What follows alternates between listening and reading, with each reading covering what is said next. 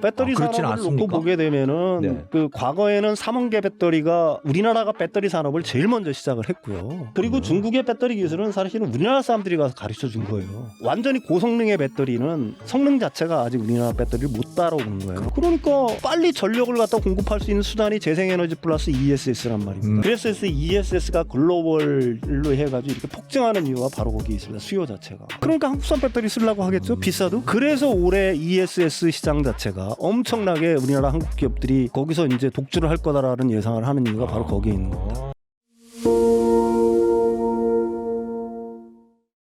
그러면 배터리 산업도 중국이 최고일 수밖에 없겠네요. 그렇지는 않죠. 배터리 그렇진 산업을 않습니까? 놓고 보게 되면은 네. 그 과거에는 삼원계 배터리가 우리나라가 배터리 산업을 제일 먼저 시작을 했고요. 우리나라는 네. IMF 때부터 거의 시작을 했다라고 보시면 됩니다. 90년대 말. 그러니까 80년대 말, 90년대 초에 다 시작을 했어요. 우리나라 거대 그 당시엔 재벌 기업들은 다 시작을 한 겁니다. 삼성, 그렇군요. LG, SK 네. 뭐 이거 다 시작을 한 거예요. 그때 왜 재벌 기업들이 그걸 생각을 했느냐? 미래의 그 세상은 두뇌는 반도체가 할 거고 네. 심장 역할을 배터리가 할 거라는 생각들을 한 거예요. 정말 일찍 내다봤네요. 정말 해안인 거죠. 예. 그래서 그 우리나라가 갖고 있는 특허가 엄청납니다. 그렇군요. 그리고 중국의 배터리 기술은 사실은 우리나라 사람들이 가서 가르쳐 준 거예요. 그렇습니까? 네, 삼성의 SDI라는데 LG 엔솔이 있던 LG 화학 뭐 이런 데 퇴직 있던 임원들 사람들이 뭐 이런 사람들이 가서 가르쳐 준 다 가서 한 거군요. 거예요. 그래서 우리나라는 이 에너지 밀도가 제일 중요하다고 생각해서 아까 제가 말씀드린 네. 3원계에 치중을 했던 거고. 3원계. 네, 3원계 배터리. 네네. 근데 이제 중국은 3원계 배터리에서는 이걸 우리나라를 못 쫓아가니까 네. 대신 가격이 싼 아까 얘기한 LFP 리튬 인산 철 배터리로 시작을 한 거예요. 예. 그래서 리튬 인산 철 배터리 같은 경우가 가격이 싸잖아요. 네. 에너지 밀도는 낮지만 가격은 싸거든요. 왜 그런 가격 차이가 납니까? 비용 차이가 왜 나는 거예요? 니켈이 비싸요. 니켈이 리튬도 비싸서. 비싸고 니켈도 비싸고 코발트도 비싸죠. 그 소재 자체가 네, 비싸군요. 소재 자체가 비싸잖아요. 철 싸잖아요. 네. 리튬은 똑같이 들어가는데 네. 철이 싸잖아요. 철이 싸군요. 네. 그렇구나. 그래서 거기서 나오는 거예요. 네. 소재 가격 차이가 그렇게 네, 있군요. 소재 가격 차이가 엄청나게 나고 있는 네. 겁니다. 그런데 그래서 이제 우리가 LFP를 안 한 거예요. 그렇군요. 그러는 사이에 LFP 저가 이걸 갖다가 무기로 해서 뭐 얼마 전까지만 해도 우리나라 언론들에서 중국산 배터리가 뭐 세계를 갖다가 뭐 장악한다. 네.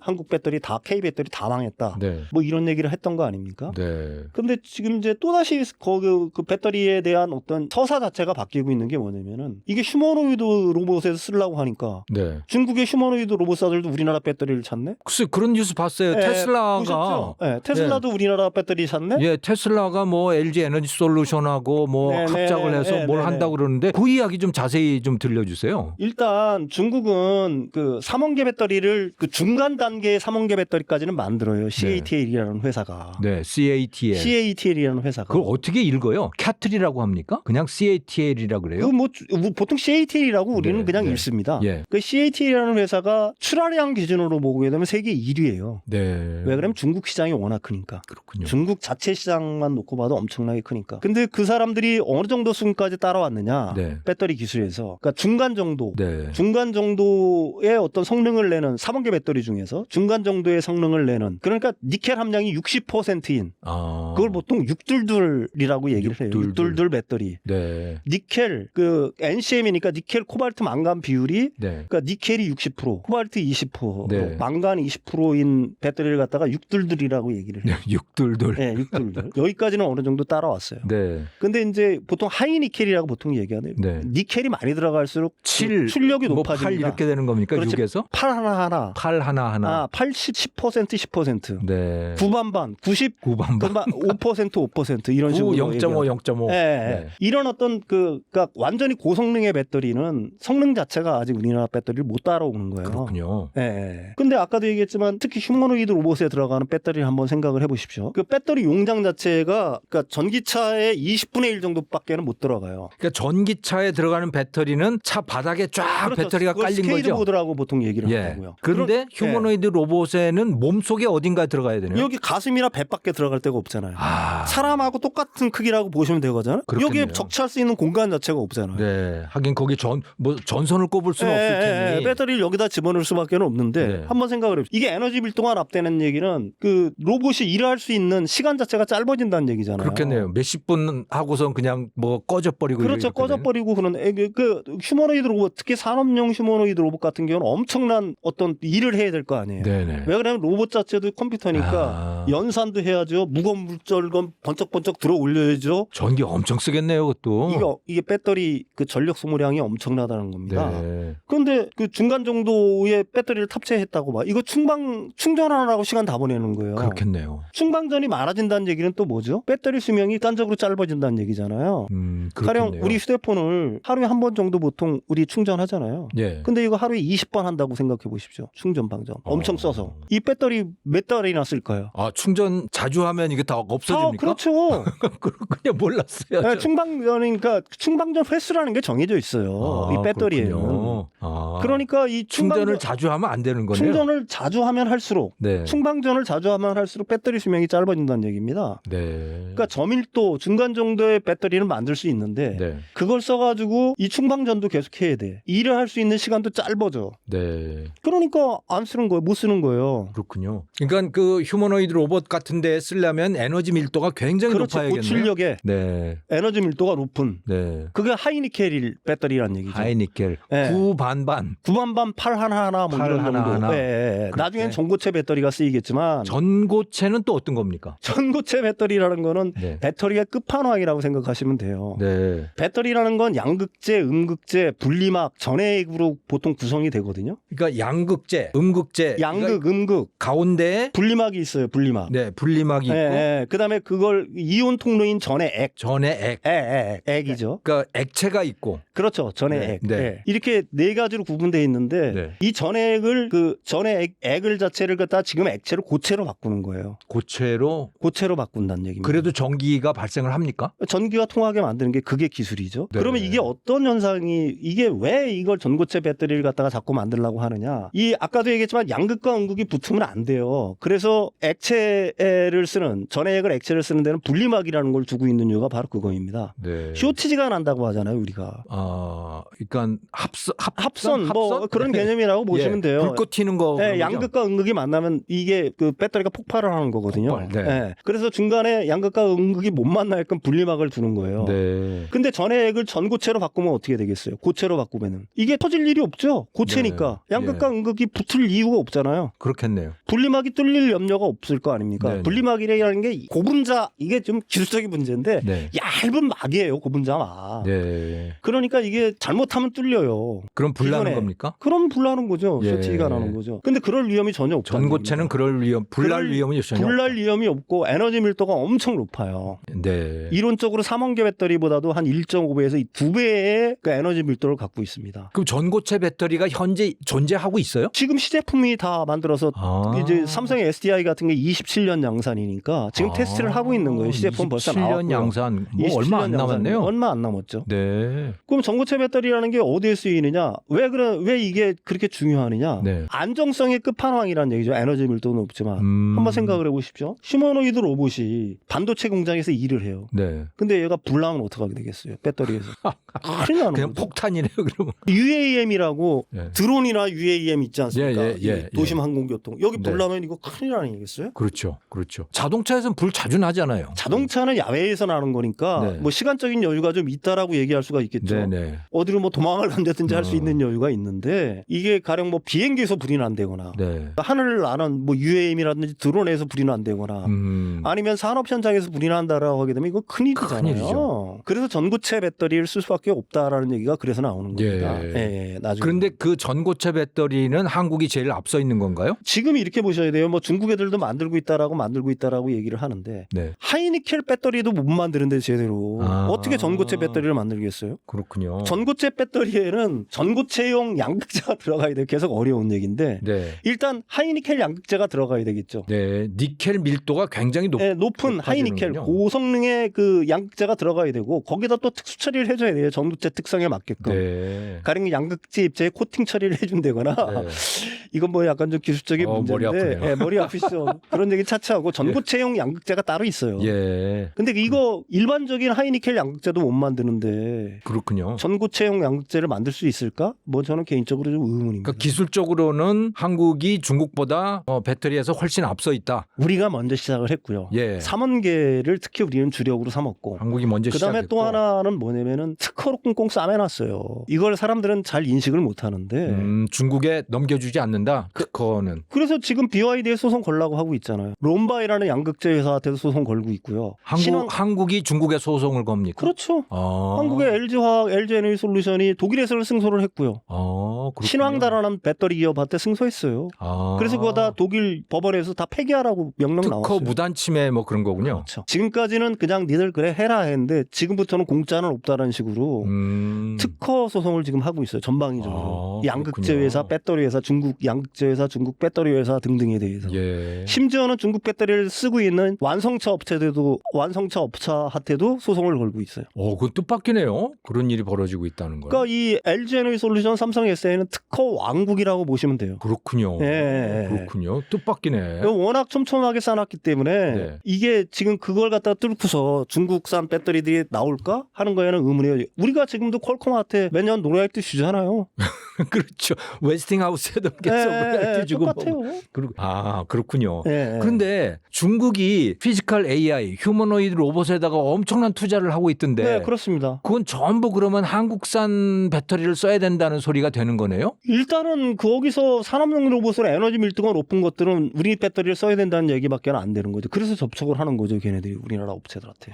이미 접촉을 시작했습니까? 그 또 하나의 이유가 있어요. 걔네들이 이거 수출하려고 하게 되면은 네. 이 배터리라든지 로봇 자체를 갖다가 수출하는 게 굉장히 어려울 거예요. 저는 그렇게 봐요. 왜 그러냐면 그 휴머노이드 로봇 자체라는 게 컴퓨터잖아요. 네네. 센서들 다 달려 있잖아요. 예. 가령 우리나라 삼성전자 공장에 중국산 휴머노이드 로봇을 쓸 수 있게끔 할까요? 아무리 싸고 성능이 좋아도? 나라에서 막을까요? 보안이나 뭐 이런 문제? 안보 보안 중요하죠. 여기 네. 센서도 달려 있고 하긴 그래요. 카메라 달려 있지. 네. 배터리 다 바꾸러 나갈 텐데. 다 바꾸고 이거 굉장한 이슈예요, 이 자체가. 그렇겠네요. 그러니까 보안 안보 이슈랑도 굉장히 연결이 돼 있는 겁니다. 네. 그러니까 실제로 그 중국의 피지컬 AI, 특히 휴머노이드 로봇에 강한 어떤 드라이브를 걸고 있지만 네. 그게 성능이 굉장히 뛰어나다고 설사하다고 하더라도 네. 그 시장 자체가 굉장히 국한될 수밖에 없을 거다. 그렇게 보는 게 맞겠죠. 중국 내부와 그렇죠. 중국의 뭐 냉방 같은데 일부 뭐 신흥시장이라든지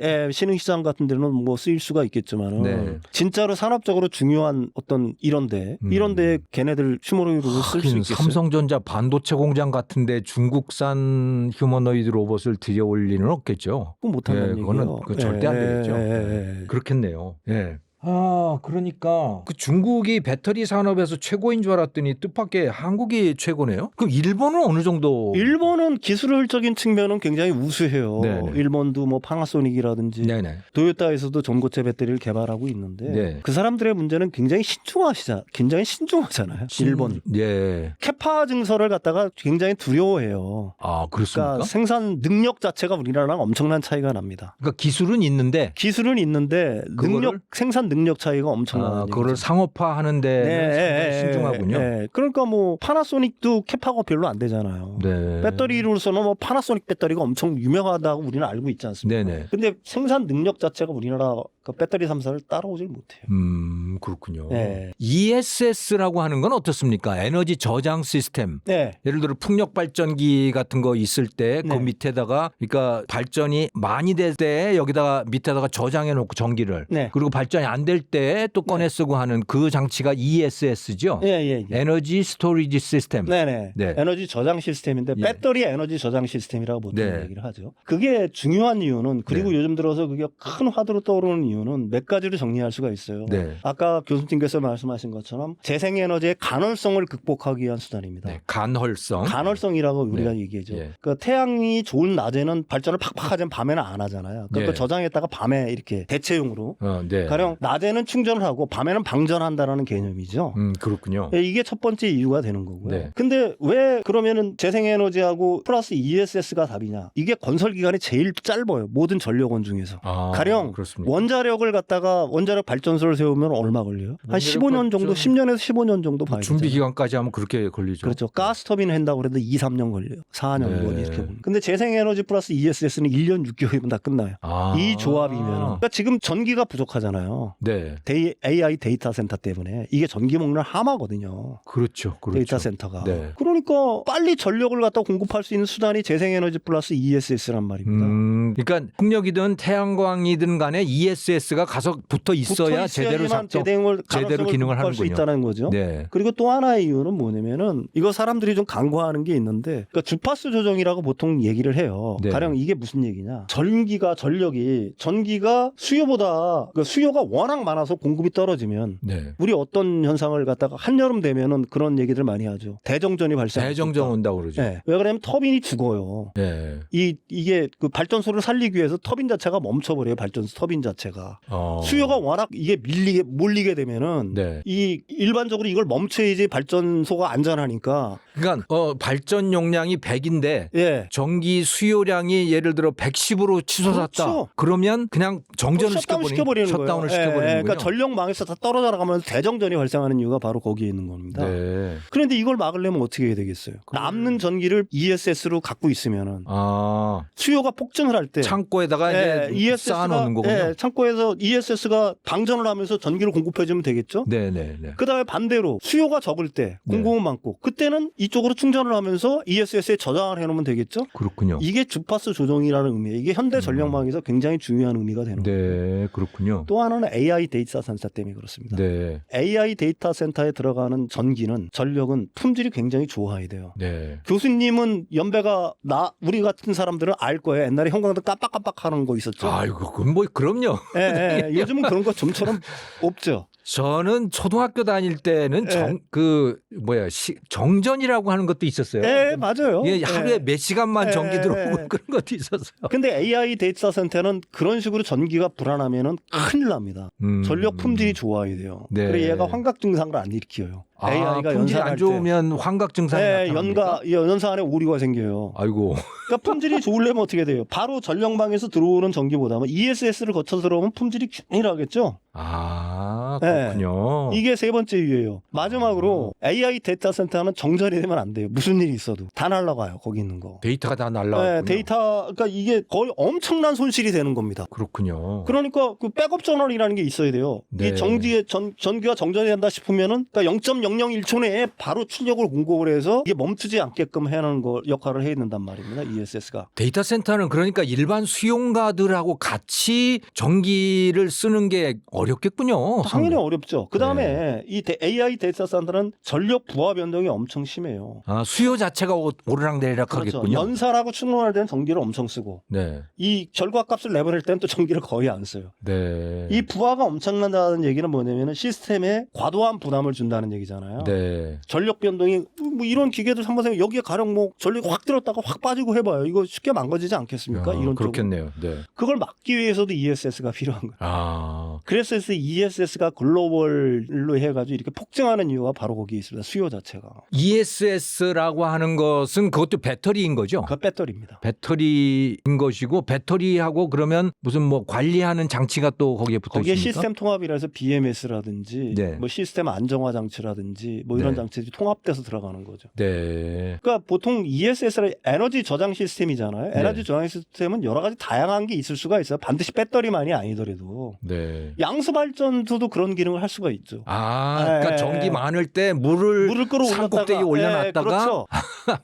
그것도 일종의 에너지 저장 시스템이에요. 그러네요. 근데 그거는 순간적인 대응 능력이 떨어지잖아요. 배터리보다는. 네. 그러니까 이 ESS가 이렇게 대중화된 이유는 뭐냐면 배터리 가격이 내려가면서 이제는 충분히 에너지를 담을 수 있고 그게 그 뭐라고 할까 가격적인 측면에서 범용화 단계에 들어설 수 있었다는 거 하나하고 그다음에 이거는 아까도 얘기한 것처럼 전기니까 순간적인 대응이 가능하다는 얘기죠. 예. 어느 정도 양수 발전소를 한번 생각하면 이거 엄청난 시차가 걸릴 거 아니에요. 예. 즉각적인 대응이 사실은 어렵잖아요. 그렇군요. 그렇군요. 이런 측면에서 BESS 시스템이 세계적으로 이제 글로벌리 확산이 되고 있다라고 예. 봐야 되는 거죠. 예. 그럼 그 ESS라고 하는 것도 기존의 배터리 기업들이 만들어내나요? 다 그렇죠. LG 에너지 솔루션이나 LG에서 삼성 SDI, 삼성 SDI, 예, 또 SK 온, SK온. 우리나라 배터리 3사는 다 만들고 있죠. 예.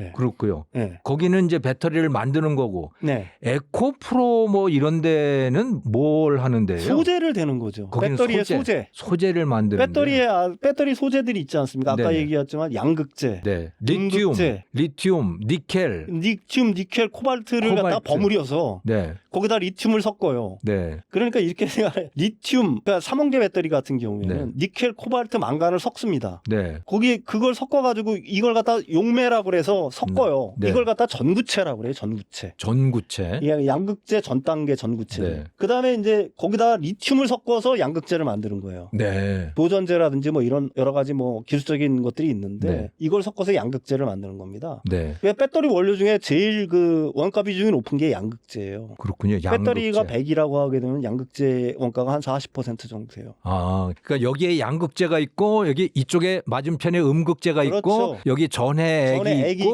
분리막이 있고. 분리막이 있고. 아, 네. 이런 소재 업체들이 다 있는 거죠. 네. 예, 예. 그런데 양극재를 만드는데 리튬, 니켈, 코발트, 망간, 코발트, 망간 이런 예, 것들이 들어가고 예. 에코프로는 에코프로는 전구체, 전구체. 양극재 예. 이거 다 만들고요. 그렇군요. 그다음에 니켈 광산을 갖고 있어요. 아, 니켈 광산.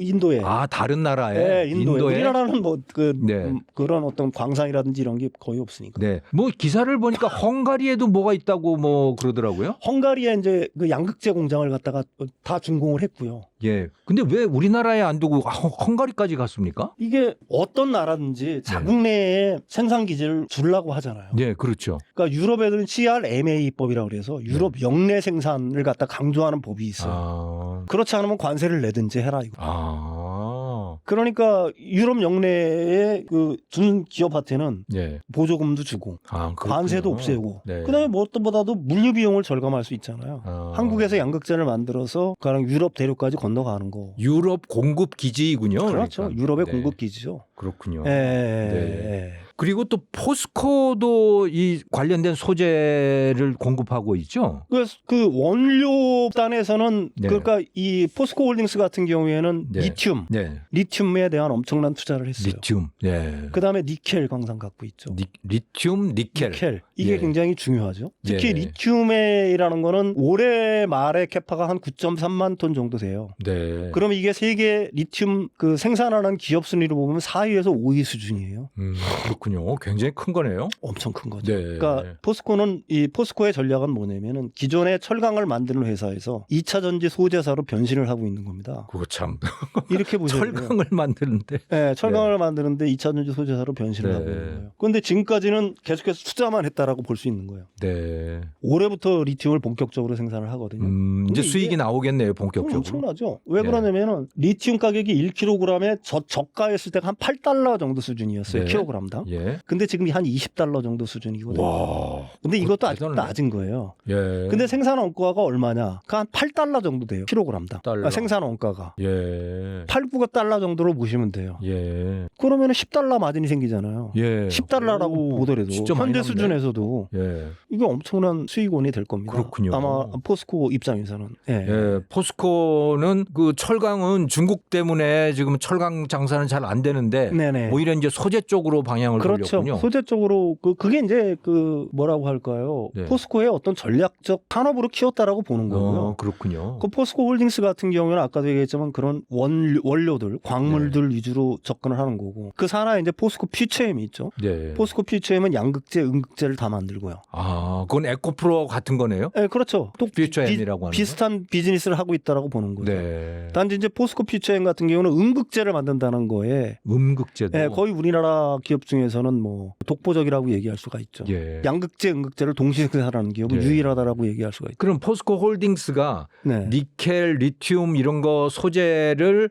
땅 속에서 광석을 캐서 그걸 정제를 해서 그렇죠. 예, 그거를 정제품을 만들면 네. 그걸 가지고 음극재도 만들고 양극재도 만들고 에코프로 같은 데서 그렇죠. 그런 걸 만들면 그거를 삼성 SDI나 LG 에너지 솔루션이나 이런 데서 사다가 그렇죠. 최종 배터리 배터리를 제품을 만드는 거예요. 만드는 거군요. 네, 삼성 SDI는 에코프로 그룹하고 밀접하게 연결이 돼 있고요. 그렇군요. 네, 포스코 퓨처엠 같은 경우에는 뭐 LG 에너솔도 어느 정도 연관이 돼 있지만은 네. 외국 회사들하고 좀 연관이 있기도 하고요. 예. 전부 다 뭐라고 할까요? 자신들의 어떤 공급망 자체가 다 나눠져 있다라고 봐야 되겠죠. 예. 네. 그렇군요. 네. 그 미국의 자동차 기업들이 또는 뭐 저 데이터 센터들이 ESS를 필요로 하거나 또는 배터리를 필요로 할 때는 한국 기업들을 상당히 필요로 하는 거네요. 그게 한국 기업이 하면 대체가 안 돼요. 중국 기업 기존에 중국산을 썼었어요. 네. 근데 미국 정부가 막고 있잖아요. 아. 엄청난 관세도 첫 번째지만 네. 그게 들어와서는 ESS 사업자들 중국산 배터리를 써가지고 ESS 설치를 하게 되면은 네. 세액공제를 못 받아요. 아하. 세액공제가 어느 정도 되는 거냐면은 내가 100을 투자했다 그러면 45%를 받습니다. 예. 환급을. 네. 근데 그렇군요. 중국산 배터리 쓰면 못 받아요. 그렇군요. 그러니까 한국산 배터리 쓰려고 하겠죠. 비싸도. 그래서 올해 ESS 시장 자체가 엄청나게 우리나라 한국 기업들이 거기서 이제 독주를 할 거다라는 예상을 하는 이유가 바로 거기에 있는 겁니다. 2026년이 아주 그 네. 뭐 굉장한 해가 되겠군요. 왜냐면 테슬라 같은 경우가 CATL 배터리를 싸서 썼었어요. ESS 사업을 할 때. 그렇군요. 근데 그게 전부 다 지금 바꾸잖아요. 루트를. 네. 1차는 LG 솔루션이랑 계약했고 네. 2차는 삼성 SDI랑 계약을 했고. 아. 더 이상 중국 거 못 쓰니까. 그러니까 지정학적으로도 중국 걸 못 쓰고 그렇죠. 또 에너지 밀도라고 하는 걸 보더라도 그렇죠. 한국 것이 나은데 그러니까 가성비 면에서는 어쩌면 조금 뭐 한국이 밀릴 수도 있겠는데 그게 지정학적으로 중국을 그렇죠. 띄어내니까 네, 그걸 갖다가 한국이 독보적인 존재가 되는 거군요. 미국이 그걸 안보적 차원에서 막고 있는 겁니다. 네. 미국의 그렇군요. 군사 기지들에서는 중국산 ESS들이 설치돼 있었어요. 근데 전부 다 폐기 명령 내렸어요. 그거. 아 그렇습니까? 그게 배터리라는 게 폭탄이나 마찬가지잖아요. 그렇죠, 그렇죠. 그렇죠. 거기에 만약에 백도가 있다라고 한다면은 네. 원격으로 해서 얼마든지 폭발시킬 수가 있는 예, 거잖아요. 그냥 폭탄이죠. 자동차 불나듯이 그냥. 그래서 그렇게. 군사 기지에서는 다 빼고 있어요. 아, 그럼 거기에 그렇구나. 들어가는 배터리 누가 만드느냐? 그거는 LG, 삼성, 그렇죠. SK 여기서 만들어야겠네요. 우리나라하고 일본밖에 없는데 서구권에서는 네. 그중에 캐파가 큰 데는 우리나라란 말입니다. 그렇군요. 일본은 캐파 증설을 안 해서. 예. 예. 그 미국의 한국의 배터리 공장들이 엄청나죠. 이미 가동 중입니까? 다 가동 중이죠.